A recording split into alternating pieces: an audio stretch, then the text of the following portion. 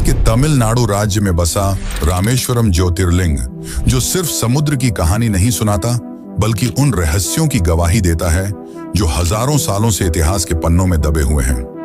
हैरानी की बात तो यह कि ज्यादातर शिव मंदिरों में शिव की केवल एक प्रमुख मूर्ति होती है, पर रामेश्वरम में शिव के दो प्रमुख शिवलिंग हैं, जो हैं रामलिंगम और विश्वलिंगम। पर आखिर ऐसा क्यों, और आखिर ऐसा क्या हुआ कि हनुमान जी ने यहाँ के मुख्य शिवलिंग को उखाड़ने की कोशिश की।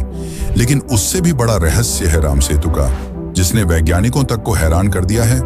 नासा की सैटेलाइट तस्वीरों ने जब इस 48 किलोमीटर लंबे पुल का खुलासा किया तो पूरी दुनिया दंग रह गई। वैज्ञानिकों का दावा है कि ये पत्थर 7000 साल पुराने हैं, लेकिन जिस रेत पर ये टिके हैं वो सिर्फ 4000 साल पुरानी है। आखिर ये कैसे संभव है? क्या यह सच में श्री राम जी ने बनवाया था या प्राकृतिक है?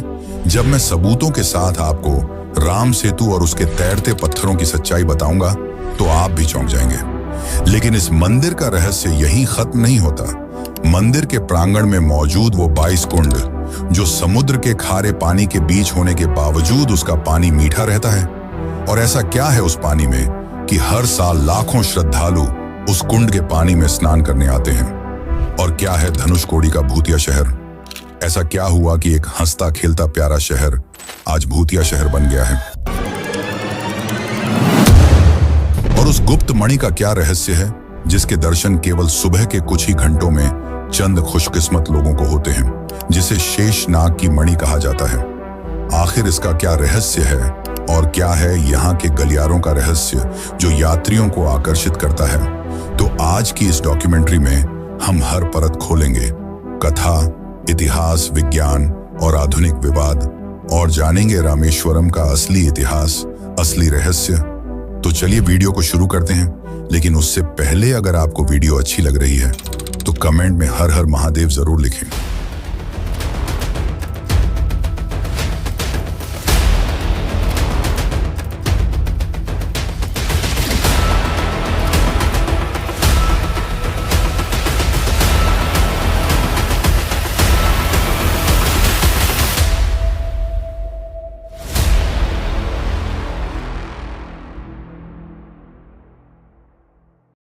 इस मंदिर के निर्माण की नींव आज से लगभग 7000 साल पहले रखी गई, यानी कि रामायण काल में। माना जाता है कि भगवान श्री राम ने राम सेतु बनाने के लिए एक यज्ञ करने का निश्चय किया, पर यज्ञ कराने के लिए उस समय कोई ब्राह्मण मौजूद नहीं था। तब जामवंत ने प्रभु श्री राम को सलाह दी कि इस समय इस जगत में रावण से बड़ा ज्ञानी ब्राह्मण कोई नहीं है, हमें उन्हें बुलाना चाहिए। जामवंत की सलाह पर श्री राम ने रावण को आमंत्रण भेजा और रावण यज्ञ में आने के लिए मान गए। माना जाता है कि यज्ञ में पति पत्नी को साथ बैठना होता है, इसलिए रावण सीता माता को भी अपने साथ लाए थे और यज्ञ में शामिल किया। लेकिन वहीं कुछ जगहों पर यह देखने को मिलता है कि रावण ने माता सीता को रिहा नहीं किया था, बल्कि उनकी एक मूर्ति बनाकर यज्ञ में बैठाया था। पर यह वही समय था जब रामेश्वरम तट पर इस ज्योतिर्लिंग का निर्माण हुआ। यज्ञ समाप्त होने के बाद राम ने रावण से आशीर्वाद मांगा और रावण ने उन्हें खुशी खुशी विजय का आशीर्वाद दिया। लेकिन मित्रों, आपको बता दूं कि यह कथा हमें मुख्य रामायण की किताबें जैसे रामचरितमानस या वाल्मीकि रामायण में नहीं मिलती, बल्कि यह कथा हमें महाकवि कंबन द्वारा रचित तमिल ग्रंथ रामावतारम या कंबा रामायणम में देखने को मिलती है। लेकिन एक और प्रसिद्ध कथा है जो हमें शिव पुराण और स्कंद पुराण के सेतु महात्म्य खंड में देखने को मिलती है, जो हमें इस ज्योतिर्लिंग के निर्माण की असली कहानी बताती है और साथ ही यह भी बताती है कि यहाँ दो शिवलिंग कैसे आए। माना जाता है कि जब रावण का वध करने के बाद श्री राम माता सीता के साथ लौट रहे थे, तब उन्होंने गंधमादन पर्वत पर विश्राम किया। और इसी बीच श्री राम अंदर से दुखी थे, क्योंकि रावण भले ही एक क्रूर राक्षस था, लेकिन वह पुलस्त्य कुल का वंशज और वेदों का ज्ञाता एक महान ब्राह्मण भी था। एक ब्राह्मण की हत्या के कारण श्री राम पर ब्रह्महत्या का गंभीर दोष लग गया था। तब मुनियों और ऋषियों ने उन्हें बताया कि इस महापाप से मुक्ति पाने का केवल एक ही मार्ग है, और वह है महादेव। तब श्री राम ने रामेश्वरम के तट पर एक महायज्ञ करने का प्रस्ताव रखा। अनुष्ठान के लिए एक दिव्य शिवलिंग की आवश्यकता थी, जिसके लिए प्रभु ने पवन पुत्र हनुमान को सीधे कैलाश पर्वत भेजा। हनुमान जी क्षण मात्र में कैलाश तो पहुंच गए, लेकिन वहां महादेव के दर्शन न होने पर वे विचलित हो गए और शिव जी को प्रसन्न करने के लिए घोर तपस्या में लीन हो गए। इधर रामेश्वरम के तट पर ऋषियों और मुनियों में चिंता बढ़ रही थी, क्योंकि पूजन का शुभ मुहूर्त निकला जा रहा था और हनुमान जी का कोई अता पता नहीं था। समय की पाबंदी और मुहूर्त की महत्ता को देखते हुए आचार्य के सुझाव पर देवी सीता ने अपनी उंगलियों से समुद्र की रेती को समेटा और एक शिवलिंग का रूप दिया। इसे रामलिंगम कहा गया, जिसकी स्थापना स्वयं प्रभु श्री राम ने अपने हाथों से की। लेकिन जैसे ही पूजा संपन्न हुई, हनुमान जी कैलाश से दिव्य शिवलिंग लेकर वहां पहुंच गए। जब उन्होंने देखा कि उनकी अनुपस्थिति में स्थापना पहले ही हो चुकी है, तो वे दुखी हो गए। हनुमान जी की निराशा और दुहक को देखकर भगवान राम ने उन्हें शांत करने के लिए एक चुनौती दी। श्री राम ने कहा कि यदि वे माता सीता द्वारा निर्मित इस रेत के शिवलिंग को उखाड़ दें, तो वे उसके स्थान पर हनुमान जी द्वारा लाए गए शिवलिंग को स्थापित कर देंगे। हनुमान जी ने अपनी पूरी शक्ति लगा दी, यहां तक कि अपनी पूंछ से शिवलिंग को लपेटकर उसे उखाड़ने का हर संभव प्रयास किया, लेकिन वह अविचल शिवलिंग टस से मस नहीं हुआ। अंततः अपनी हार स्वीकार कर हनुमान जी प्रभु के चरणों में गिर पड़े।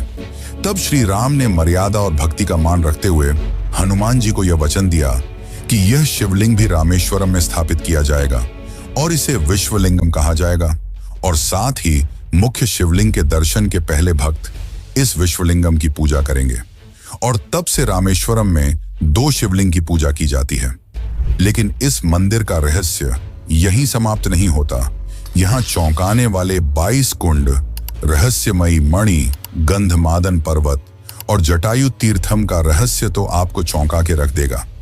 लेकिन उन सब को जानने से पहले हम उस रहस्य को जान लेते हैं जिसने वैज्ञानिकों की नींद उड़ा रखी है, और वो है राम सेतु। राम सेतु, जिसे दुनिया एडम्स ब्रिज के नाम से भी जानती है, रामायण के युद्ध कांड के अनुसार लंका पहुंचने के लिए श्री राम ने समुद्र देव से प्रार्थना की कि वे उन्हें जाने के लिए मार्ग दें। परंतु 3 दिनों तक समुद्र देव द्वारा कोई उत्तर नहीं दिया गया, जिससे क्रोधित होकर श्री राम ने समुद्र पर अग्नि बाण चलाने का प्रयास किया। परंतु तभी समुद्र देव प्रकट हुए और माफी मांगते हुए कहा कि प्रभु समुद्र करोड़ों जीव जंतुओं का घर है, इसे सुखाना सृष्टि में आपदा ला सकता है, पर मैं आपके लिए इतना कर सकता हूं कि जो भी पत्थर में आपका नाम लिखकर समुद्र में फेंका जाएगा वह तैरने लगेगा। इतना कहकर समुद्र देव वहां से चले गए, जिसके बाद वानर सेना के 2 कुशल वानर नल और नील ने यह पुल बनाने का भार संभाला, जिन्हें विश्वकर्मा का पुत्र भी बताया जाता है। नल और नील ने अपनी अद्भुत इंजीनियरिंग प्रतिभा दिखाते हुए केवल 5 दिनों में 48 किलोमीटर लंबा और 100 योजन विस्तृत एक विशाल पुल तैयार किया, जो रामेश्वरम के पंबन द्वीप को श्रीलंका के मन्नार द्वीप से जोड़ता था। आज भी इसके तैरते पत्थर लोगों को हैरान कर देते हैं। इस रहस्य को आधुनिक विज्ञान ने तब और गंभीरता से लिया जब वर्ष 2002 में अमेरिकी अंतरिक्ष एजेंसी नासा ने सैटेलाइट तस्वीरें जारी की, जिनमें समुद्र के नीचे एक उथली संरचना स्पष्ट रूप से दिखाई दी। लेकिन फिर 14 सितंबर 2007 को नासा के स्पोक्सपर्सन ने साफ कहा कि रिमोट सेंसिंग फोटोज से मैन मेड ब्रिज साबित नहीं किया जा सकता। यानी कि उनका कहना था कि सिर्फ सैटेलाइट इमेजेस से यह साबित नहीं किया जा सकता कि यह मानव निर्मित है। तो अब के समय में सबसे बड़ा सवाल यही उठता है कि क्या इसे सच में श्री राम द्वारा बनाया गया था या यह एक प्राकृतिक ब्रिज है। विज्ञान की माने तो वह इसे अक्सर नेचुरल लाइमस्टोन शोल्स की श्रृंखला कहता है, और माना जाता है कि कभी यह एक लैंड कनेक्शन यानी कि पूरी तरह से जमीन रही होगी, पर समय और समुद्र के स्तर में उतार चढ़ाव होने के कारण यह बस एक चेन की तरह बची हुई है। लेकिन फिर सबसे चौंकाने वाली बात यह सामने आती है कि राम सेतु में इस्तेमाल किए गए पत्थर लगभग 7000 साल पुराने हैं, जबकि जिस रेत के ऊपर ये पत्थर रखे गए हैं वह केवल 4000 साल पुरानी है। आखिर यह 3000 साल का गैप कैसे? यह बात आज भी वैज्ञानिकों को हैरान कर देती है। लेकिन इससे यह जरूर साबित हो जाता है कि यह कोई प्राकृतिक संरचना नहीं, बल्कि जानबूझकर बनाई गई एक मानव निर्मित इंजीनियरिंग का कमाल है। हाल ही में 2018 से 2023 के बीच भारतीय अंतरिक्ष अनुसंधान संगठन ने नासा के उपग्रह डेटा के साथ मिलकर इस सेतु का एक विस्तृत 10 मीटर रेजोल्यूशन वाला नक्शा तैयार किया है, जो इस प्राचीन संरचना की सूक्ष्म जानकारी प्रदान करता है। लेकिन इस पुल का सबसे बड़ा चमत्कार है इसके तैरते हुए पत्थर, जिन्हें आज भी रामेश्वरम के हनुमान मंदिर और आसपास के क्षेत्रों में देखा जा सकता है। विज्ञान के अनुसार इन तैरते पत्थरों का कारण है इनकी डेंसिटी, यानी कि अगर किसी पत्थर में बहुत ज्यादा छोटे छोटे पोर्स या होल्स हों तो वह पानी से हल्का हो सकता है और कुछ समय तक तैर भी सकता है, और इन्हें पुमाइस पत्थर कहा जाता है। ये पत्थर ज्वालामुखी से निकलने वाले गर्म लावे और हवा के संपर्क से बनते हैं। जब लावा तेजी से ठंडा होता है तो उसके भीतर हवा के बुलबुले फंस जाते हैं, जो पत्थर को स्पंज जैसा हल्का बना देते हैं, और इसी कारण पत्थर पानी पर तैरते हैं। लेकिन सबसे चौंकाने वाली बात तो यह कि रामेश्वरम के पत्थर सामान्य पत्थरों जितने ही भारी हैं, और विज्ञान कहता है कि पुमिस पत्थर कुछ समय तक पानी में तैर सकते हैं। पर रामेश्वरम के पत्थर तो आज भी हजारों साल बाद तैरते हैं, जो वैज्ञानिकों को हैरान कर देता है। साथ ही रहस्यमयी बात तो यह है कि रामेश्वरम के आसपास पिछले हजारों वर्षों में किसी ज्वालामुखी का कोई अस्तित्व नहीं रहा है। ऐसे में सवाल उठता है कि अगर ये पुमिस पत्थर हैं तो इतनी विशाल मात्रा में ये यहाँ आए कहां से? ये सारे प्रश्न आज भी लोगों को हैरान कर देते हैं, चाहे इसे धार्मिक आस्था कहें या प्राचीन इंजीनियरिंग का शिखर। राम सेतु आज भी विज्ञान और विश्वास के बीच एक ऐसा पुल है जिसे पार करना अभी बाकी है। लेकिन रामेश्वरम में सिर्फ यही चमत्कार नहीं है, यहाँ के 22 कुंड और धनुषकोडी का रहस्य तो आपको और भी ज्यादा चकित कर देगा। तो चलिए अब उन रहस्यों को भी जान लेते हैं। रामेश्वरम मंदिर की आध्यात्मिक यात्रा तब तक अधूरी मानी जाती है जब तक श्रद्धालु इसके परिसर में स्थित 22 पवित्र कुंडों में स्नान नहीं कर लेते। ये कुंड, जिन्हें तीर्थम कहा जाता है, न केवल आस्था का केंद्र है बल्कि स्थापत्य और प्रकृति का एक ऐसा अनसुलझा रहस्य भी है जो आधुनिक विज्ञान को आज भी चुनौती देता है। पौराणिक मान्यताओं के अनुसार जब भगवान श्री राम लंका विजय के बाद लौटे तो उन्होंने अपने 22 बाणों के प्रहार से इन कुंडों का निर्माण किया था। स्कंद पुराण के अनुसार इन कुंडों को श्री राम के उन्हीं अभेद्य बाणों का प्रतीक माना जाता है, और यहाँ स्नान करना किसी बड़ी तपस्या के समान पुण्यदायी है। इन कुंडों का सबसे बड़ा चमत्कार इनका पानी है। रामेश्वरम मंदिर चारों ओर से खारे समुद्र से घिरा हुआ है, लेकिन मंदिर के भीतर स्थित इन कुंडों से निकलने वाला जल पूरी तरह से मीठा और शीतल है। आखिर इसका क्या रहस्य है? भूवैज्ञानिकों के अनुसार समुद्र के किनारे कई द्वीपों में फ्रेश वाटर लेंस बनती है, यानी बारिश का पानी जमीन के भीतर इकट्ठा होकर खारे पानी के ऊपर एक मीठे पानी की परत की तरह तैरता है। भारत सरकार की सेंट्रल ग्राउंड वाटर बोर्ड की रामनाथापुरम डिस्ट्रिक्ट रिपोर्ट भी यही बताती है कि कोस्टल हिस्सों में नीचे की ओर पानी खारा होता है और फ्रेश वाटर ऊपर लेंस की तरह मौजूद रह सकती है। इन कुंडों में जनवरी 2014 में एक स्टडी हुई थी जिसे a pilot study on water quality of 22 divine wells of Ramnath Swami temple कहा जाता है कि इस दौरान इन 22 कुंडों के पानी की जांच की गई थी, जिसमें pH, electrical conductivity, total dissolved solids जैसे बेसिक पैरामीटर्स और अन्य फिजिको-केमिकल परीक्षण किए गए थे, जिनसे यह साबित होता है कि इन कुंडों में कुछ ऐसे मिनरल्स हैं जो इनके पानी को औषधीय गुणों से भर देते हैं, जिस कारण आज भी लाखों श्रद्धालु इस पवित्र कुंड में स्नान करने आते हैं। उनका मानना है कि इन पवित्र कुंडों के जल से स्नान करने मात्र से शरीर की गंभीर से गंभीर बीमारियां और त्वचा रोग ठीक हो जाते हैं। साथ ही यह भक्त के मानसिक विकारों और पापों का भी नाश करता है। स्नान की प्रक्रिया भी बेहद व्यवस्थित और अनुष्ठानिक है। परंपरा के अनुसार भक्त सबसे पहले मंदिर के बाहर समुद्र तट पर स्थित अग्नि तीर्थम के खारे पानी में स्नान करते हैं और फिर मंदिर परिसर में प्रवेश करते हैं।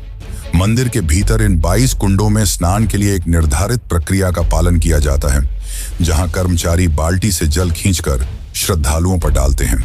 हालांकि मंदिर में मूल रूप से 24 कुंड थे, लेकिन वर्तमान में उनमें से 2 सूख चुके हैं और अब केवल 22 कुंडों का ही उपयोग होता है।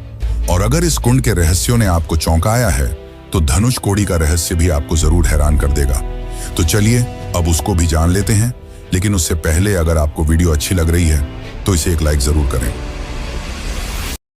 रामेश्वरम मंदिर से लगभग 20 किलोमीटर की दूरी पर स्थित धनुषकोडी एक ऐसी रहस्यमयी जगह है जहां पौराणिक कहानियां और आधुनिक इतिहास की कड़वी सच्चाई एक साथ मिलती हैं।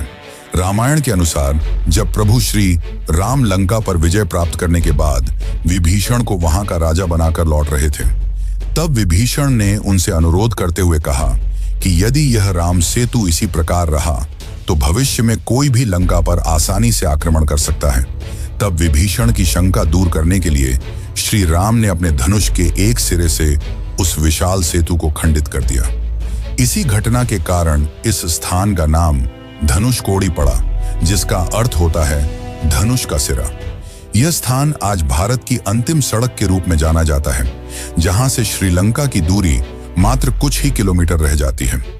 लेकिन इस पावन भूमि के साथ एक ऐसी दर्दनाक त्रासदी जुड़ी है जिसने एक समय के समृद्ध शहर को भूतिया शहर यानी कि एक गोस्ट टाउन में बदल दिया। 1964 से पहले धनुषकोडी केवल एक धार्मिक स्थल नहीं बल्कि तमिलनाडु का एक प्रमुख व्यापारिक और जीवंत केंद्र हुआ करता था। यहाँ एक व्यस्त रेलवे स्टेशन, डाकघर और स्कूल जैसी सुविधाएं मौजूद थीं, जहां हर दिन बड़ी संख्या में लोग व्यापार के लिए आते थे। दुर्भाग्यवश वर्ष 1964 की एक काली रात में आए एक भयंकर समुद्री चक्रवात ने सब कुछ तबाह कर दिया। इस शक्तिशाली तूफान ने पूरे शहर को अपनी चपेट में ले लिया और इसे मलबे और खंडहरों में तब्दील कर दिया। इस भीषण आपदा के बाद भारत सरकार ने इस शहर को रहने के लिए असुरक्षित घोषित कर दिया, जिसके बाद से यहाँ कोई भी स्थायी रूप से नहीं रहता। आज धनुषकोडी पर्यटकों के लिए एक रोमांचक आकर्षण का केंद्र बन चुका है, जहां लोग उन पुरानी इमारतों के ढांचों को देखने और भारत के अंतिम छोर की खामोशी को महसूस करने आते हैं। और यहीं से थोड़ी दूर पर हमें गंधमादन पर्वत मिलता है, जो रामेश्वरम द्वीप की सबसे ऊंची और पवित्र पहाड़ी मानी जाती है। मंदिर से करीब 1.5 मील उत्तर पूर्व में स्थित इस पहाड़ी का संबंध सीधे रामायण के निर्णायक क्षणों से है। लोक कथाओं और स्कंद पुराण के संदर्भ बताते हैं कि इसी स्थान से पवन पुत्र हनुमान ने माता सीता की खोज में समुद्र लांघने के लिए अपनी ऐतिहासिक छलांग लगाई थी। आज यहाँ एक भव्य पादुका मंदिर स्थित है, जहाँ भगवान श्री राम के चरण चिन्हों की पूजा की जाती है। कहा जाता है कि श्री राम ने लंका पर चढ़ाई से पहले इसी पर्वत पर अपनी विशाल सेना का संगठन किया था और पहली बार यहाँ से लंका के तटों को देखा था। इस ऐतिहासिक पल की स्मृति में यहाँ साक्षी हनुमान का मंदिर भी बना है और कुछ स्रोतों के अनुसार आज भी महाबली हनुमान गंधमादन पर्वत पर निवास करते हैं और उन्हें भगवान विष्णु के अंतिम अवतार कल्कि की प्रतीक्षा है। लेकिन इन सब बातों से ज्यादा एक और चीज है जो काफी ज्यादा रहस्यमयी है, और वो है शेषनाग की मणि। तो चलिए अब जानते हैं स्फटिक मणि और जटायु तीर्थम की असली कहानी। रामेश्वरम मंदिर के आध्यात्मिक वातावरण में कई ऐसी गुप्त कहानियां और रहस्य छिपे हैं जो केवल गहरी आस्था रखने वालों और प्राचीन ग्रंथों के जानकारों को ही पता है। इनमें सबसे पहला और प्रमुख रहस्य है मंदिर के गर्भगृह में छिपी वह चमत्कारी मणि, जिसके दर्शन पाना किसी सौभाग्य से कम नहीं माना जाता। यह दुर्लभ स्फटिक मणि भगवान विष्णु के शैया रूपी शेषनाग से संबंधित मानी जाती है। धार्मिक मान्यताओं के अनुसार जब भगवान श्री राम ने यहाँ शिवलिंग की स्थापना की थी, तब स्वयं शेषनाग ने प्रकट होकर इस दिव्य मणि को शिवलिंग के ऊपर अर्पित किया था। इस मणि का रहस्य इसकी गोपनीयता में है। इसके दर्शन केवल ब्रह्म मुहूर्त के दौरान यानी सुबह 4 बजे से 5 बजे के बीच ही किए जा सकते हैं। भक्तों का अटूट विश्वास है कि इस मणि के दर्शन मात्र से ही उन्हें असीमित ऊर्जा और आत्मिक शांति प्राप्त होती है। रामेश्वरम की इस पवित्र धरती पर केवल देवताओं की ही नहीं बल्कि उनके सबसे वफादार भक्तों की भी पूजा होती है, जिसका श्रेष्ठ उदाहरण है जटायु तीर्थम। ये मंदिर उस वीर पक्षीराज जटायु को समर्पित है जिन्होंने रावण से युद्ध करते हुए माता सीता की रक्षा के लिए अपने प्राणों की आहुति दे दी थी। रामायण के अनुसार जब जटायु ने दम तोड़ा तो भगवान श्री राम और लक्ष्मण ने उन्हें इसी स्थान पर भूमि में गाड़कर उनका अंतिम संस्कार किया था। आज उस स्थान पर बना जटायु मंदिर भक्तों के लिए प्रेरणा का स्रोत है। मंदिर के भीतर यज्ञों से प्राप्त होने वाली पवित्र भस्म रखी गई है, जिसे बेहद चमत्कारी माना जाता है और मान्यता है कि यह भस्म शारीरिक और मानसिक कष्टों को दूर करने की शक्ति रखती है। ये कहानियां हमें बताती हैं कि रामेश्वरम का हर कोना बलिदान और अटूट भक्ति की गवाही देता है। लेकिन मित्रों, अभी तक हमने जो जाना वो सारी बातें हमारी धर्म ग्रंथों में लिखी हुई हैं, लेकिन इतिहास के पन्ने इस मंदिर के निर्माण को लेकर कुछ और ही बताते हैं। और इस मंदिर की अद्भुत वास्तुकला आज भी कारीगरों को हैरान कर देती है कि उस समय न तो सीमेंट थी और न ही क्रेन जैसी आधुनिक मशीनें, तो कैसे इतने भव्य मंदिर को बनाया गया, और इसके पीछे की इंजीनियरिंग जो आज भी चौंकाने वाली है। तो चलिए अब जानते हैं इस मंदिर में अद्भुत वास्तुकला और निर्माण की असली कहानी। लेकिन उससे पहले अगर आपको ये वीडियो पसंद आ रही है तो इसे अपने मित्रों और रिश्तेदारों को भी जरूर शेयर करें, ताकि वे भी हमारे भारत के अद्भुत मंदिरों के बारे में जान सकें। रामेश्वरम मंदिर के पौराणिक रहस्यों से परे इसकी पत्थर की दीवारें मानवीय संकल्प और वास्तुकला की एक ऐसी गाथा सुनाती हैं जो किसी चमत्कार से कम नहीं है। मंदिर का वास्तविक इतिहास सदियों पुराना है और इसका निर्माण मूल रूप से पांड्या राजवंश के दौरान शुरू हुआ था। लेकिन इस भारतीय मंदिर का एक गहरा संबंध पड़ोसी देश श्रीलंका से भी है। ऐतिहासिक ताम्रपत्रों और साक्ष्यों के अनुसार वर्ष 1173 ईस्वी में श्रीलंका के जाफना के राजा पराक्रम बाहु ने मंदिर के मुख्य गर्भगृह का निर्माण करवाया था। बाद के वर्षों में विशेष रूप से 17वीं शताब्दी के दौरान राजा किजावन सेतुपति और सेतुपति साम्राज्य के शासकों ने इस मंदिर के वर्तमान स्वरूप और इसके विस्तार में सबसे महत्वपूर्ण भूमिका निभाई। इस मंदिर की सबसे विस्मयकारी विशेषता इसका गलियारा यानी कि इसकी कॉरिडोर है, जिसे दुनिया का सबसे लंबा खंभे वाला गलियारा माना जाता है। मंदिर में कुल 3 गलियारे हैं, जिनमें से तीसरा गलियारा अपनी भव्यता के लिए विश्व प्रसिद्ध है। इसमें कुल 1212 खंभे लगे हुए हैं और हर खंभे की ऊंचाई लगभग 23 फीट है। इन खंभों पर की गई बारीक और जटिल नक्काशी द्रविड़ वास्तुकला का एक उत्कृष्ट उदाहरण पेश करती है, जिसमें हिंदू देवी देवताओं और पौराणिक कथाओं को जीवंत किया गया है। यह पूरा मंदिर लगभग 15 एकड़ के विशाल क्षेत्र में फैला हुआ है, जिसके चारों ओर पत्थर की मजबूत दीवारें हैं और इसका मुख्य प्रवेश द्वार, जिसे गोपुरम कहा जाता है, वह लगभग 40 मीटर ऊंचा है। लेकिन इस भव्य निर्माण के पीछे का सबसे बड़ा रहस्य इसकी इंजीनियरिंग और लॉजिस्टिक्स में छिपा है। रामेश्वरम एक द्वीप है जहां दूर दूर तक कोई पहाड़ या पत्थर की खदानें नहीं हैं। मंदिर को बनाने के लिए जिस ग्रेनाइट पत्थर का उपयोग किया गया है वह स्थानीय स्तर पर उपलब्ध ही नहीं था। विशेषज्ञों और ऐतिहासिक वृत्तांतों के अनुसार लाखों टन भारी पत्थरों को तमिलनाडु के अन्य हिस्सों से नावों और जहाजों के जरिए समुद्र पार कराकर यहां लाया गया था। उस दौर में बिना किसी आधुनिक मशीनरी के समुद्र के रास्ते इतने विशाल पत्थरों को लाना और फिर उनसे इतनी सटीक नक्काशी वाला ढांचा खड़ा करना आज भी आधुनिक इंजीनियरों को हैरत में डाल देता है। ये मंदिर केवल ईंट पत्थरों की इमारत नहीं, बल्कि उस समय के राजाओं की अटूट आस्था और अदम्य साहस का प्रतीक है। और आज रामेश्वरम मंदिर केवल एक धार्मिक स्थल नहीं, बल्कि एक राष्ट्रीय धरोहर है, जिसका प्रबंधन और संरक्षण हमारी आने वाली पीढ़ियों के लिए अत्यंत आवश्यक है।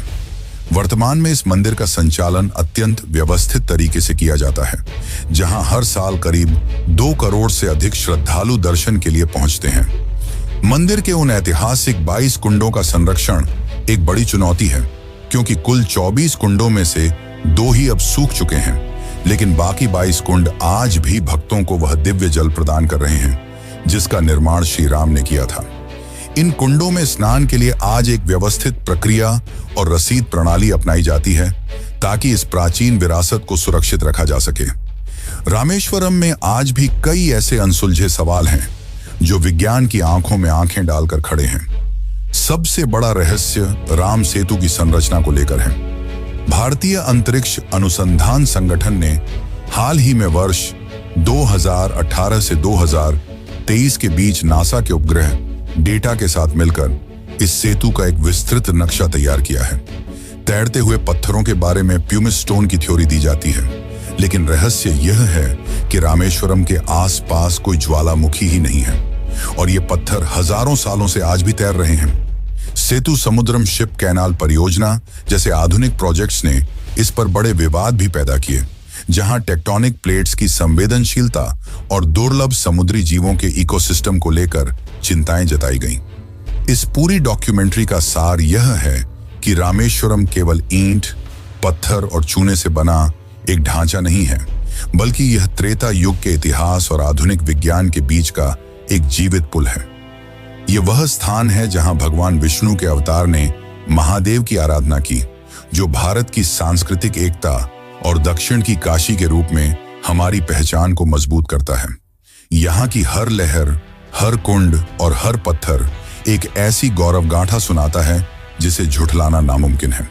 अंत में यही कहना चाहूंगा कि अगर आपको यह डॉक्यूमेंट्री पसंद आई है तो आपको कोणार्क सूर्य मंदिर के डरावने और श्रापित इतिहास को भी जरूर जानना चाहिए, जिसे कभी ब्लैक पगोडा कहा जाता था।